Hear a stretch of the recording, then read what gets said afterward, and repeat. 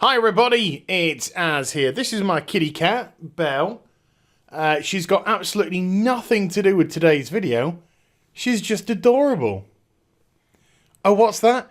Oh, you already pressed the like button. Oh, that's good of you. Isn't it, Belle? Yes, it is. Alright, come then. You've got your bribe. Okay, we work this out together. You get your treat. You get your treat now. You get your treat. Good girl. Oh shit, the camera's still on. Hi everybody, it's Az here from HeelvsBabyface, and boy, we've got a little juicy morsel to end the day with. So, Epic Games, the crew who are behind the worldwide sensation, the phenomenon, which is, of course, Fortnite. Love it or hate it, it's absolutely a phenomenon. They have decided to create their own game-selling platform to rival that of Steam.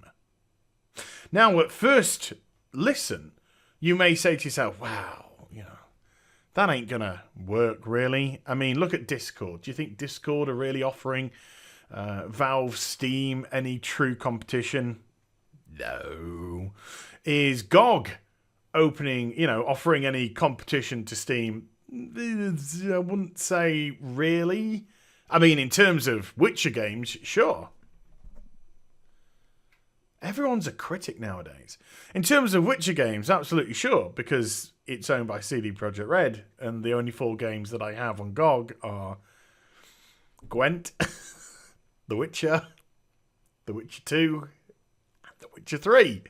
But otherwise, every other kind of PC game that I purchase, I get through Steam. I bypass things like Origin if possible and all that trash. So what does Epic Games have to truly offer? Well, Steam has an active user base of around 60 million people per month. Fortnite, on its own, one singular game. I mean, I know I did that, but it's one singular game. 78.3 million players per month. Now, those stats are from the end of September, but we're only, October, November, only a couple of months removed from that. And I wouldn't say there's been particular change. It's still as strong as ever wherever you seem to look. Now, yes, that's just one game, but it has the numbers. It has the numbers to rival Steam. Now, Steam, of course, has a much broader audience, but Fortnite's popularity is at least going to shine a rather large torch on this platform and try and get people to at least pay attention to it. Now, that's in terms of just eyes on the prize. What about the actual developers themselves? Now, the way that the revenue is currently split on Steam is 30% goes to Steam, 70% goes to the developer. However, if you use the Unreal Engine is owned by, and therefore you also have to pay Epic Games a fee for usage of that, and that comes out at another 5%. So all in all, you could, in theory, only be taking 65% for yourself as a developer, 30% for Steam, 5% for Epic Games. Now, because Steam are all heart, they did announce, I think Friday just passed, that they're going to be altering how they do this revenue split.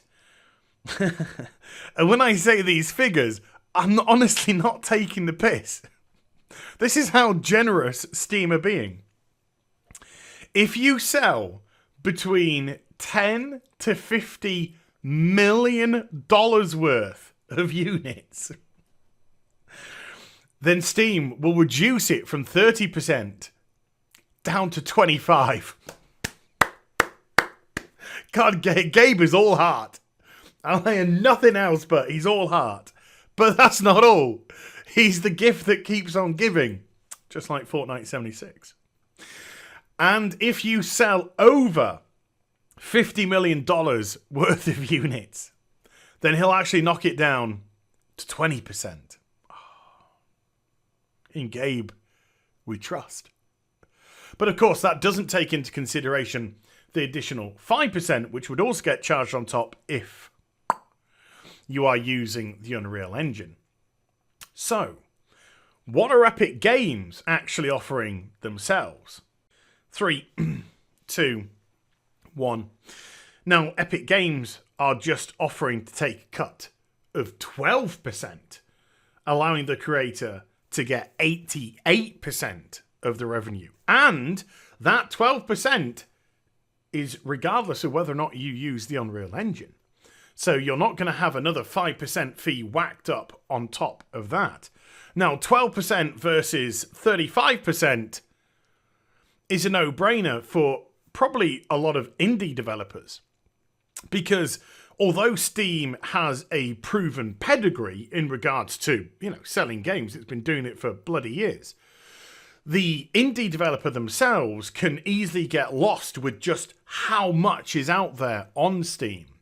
And on top of that, just because you're on Steam, it's not guaranteeing you any sales whatsoever. You, as a developer, as a company, have still got to advertise it, you still got to promote it, you still got to find an audience. Steam isn't finding an audience for you. And so you're going to have a new platform opening up, which has a much more attractive revenue split scheme for yourself, plus may give you the opportunity not to get lost in the mix and get some very good early exposure, especially in the foundations of this new platform. And on top of that as well, well-established games could easily just say, well, what have we got to lose? What have we got to lose by placing ourselves on this platform? It might be worth a punt. It might be worth a wait to see how well your product would actually do here. And if it turns out that it does do well, and of course this is all speculation, I'm not saying that this is the end of Steam or anything like that whatsoever, but I'm speculating that if it does do well, then suddenly you're going to have a much lower revenue split versus a much higher revenue split. Which one are you going to choose ultimately if it's working on both platforms? You're obviously going to go for the one which has the best split. So what can Steam actually do right now? Well, regardless of what happens, this is going to get messy. You can just see it's going to get messy because they both have colossal numbers behind them. 67 million, 78.3 million. They both have reach. They both have influence. So whatever, it's just going to get messy in the first place.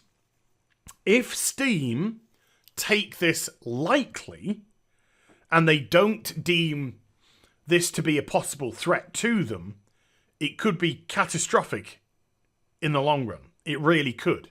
Because it could allow Epic Games to get their platform rooted in, proven, and then by then, it could be too late for Steam in relation to developers and whatnot.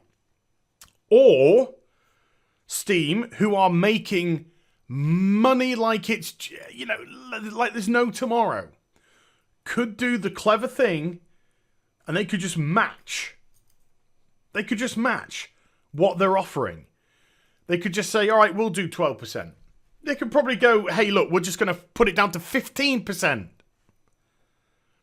But I would probably match. Because you'd still, if you matched, there'd still people who using the Unreal Engine have to pay the additional 5% on top of that because of the usage of the Unreal Engine. There's nothing that Steam can do about that. So they'll just say, we'll match it. Unless, of course, they want to match it and incorporate the 5% from Epic Games' use of the Unreal Engine into that 12%. So essentially it's 7. But of course, that is going to take a big chunk of change out of their pockets. I think this is the first legitimate threat to Steam. In as much as, like I said, this is a platform which has a huge audience, even if it isn't just one game.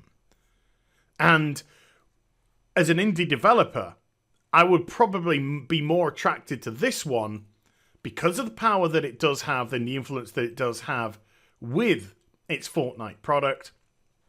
Also not getting lost in the mix. Also getting a much bigger share for myself. Now, just on an aside, we of course do have the argument of quality. Let's face it, there is a distinct lack of quality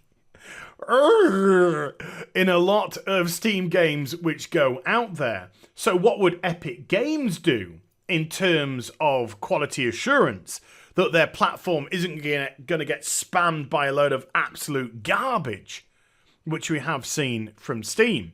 Will they do that? Will they be like, laissez-faire, free trade, and let just them whack any old crap on? That could seriously devalue the platform in no time. People could see it as a bit of a joke. People could see it as not being taken seriously, and therefore their loyalties would always be to Steam.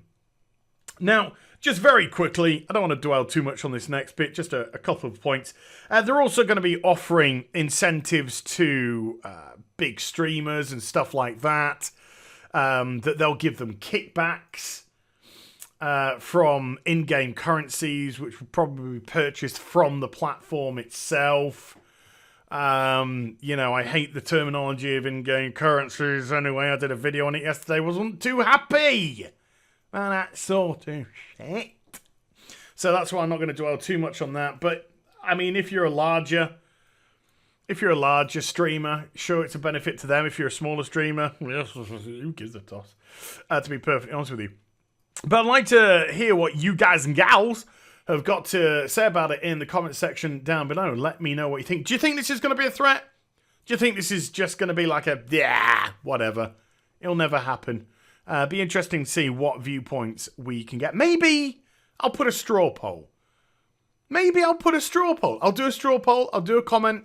And you can anonymously, as the way the internet likes to do things, you can anonymously give your opinion based off my questions and answers. But I hope you enjoyed the vid. If you did, do give it a thumbs up and also subscribe to the channel. Follow me on social media and Twitch for live streaming. Links, they're in the description box down below. And I'll be emphasizing very specific words in this ending. Be back with some more stuff very soon. You take care. Bye for now.